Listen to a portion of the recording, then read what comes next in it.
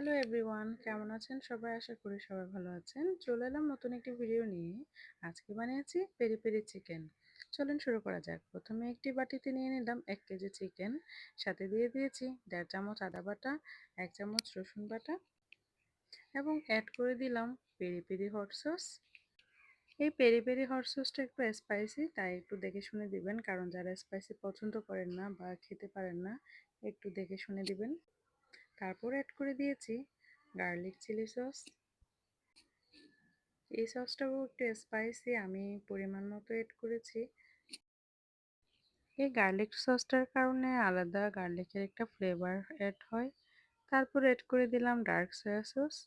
পরিমাণ মতো dark soya sauce দিয়ে একটু লবণ দিয়ে, লবণ একটু পরিমাণ মতো দিতে হবে দেখে শুনে, কারণ সসে অনেক লবণ থাকে, তাই বেশি দেওয়া যাবে না। তারপর সব কিছু একসাথে ভালোভাবে মিক্স করে নিলাম হাতে। এটাকে ভালোভাবে মাখাতে হবে যেন মশলাটা চিকেনের ভিতরে ঢুকে। আমি চিকেনটাকে ছুরি দিয়ে মাঝখানে কেটে কেটে নিয়েছি যাতে মশলাটা চিকেনের ভিতরে যায়। তারপর চিকেনটাকে আমি 2 থেকে 3 ঘন্টা রেস্টে রেখে দিলাম। দেন একটা ফ্রাই প্যানে তেল নিয়ে এটা হালকা ভেজে নিয়েছি, সাথে অ্যাড করে দিয়েছি বারবিকিউ সস।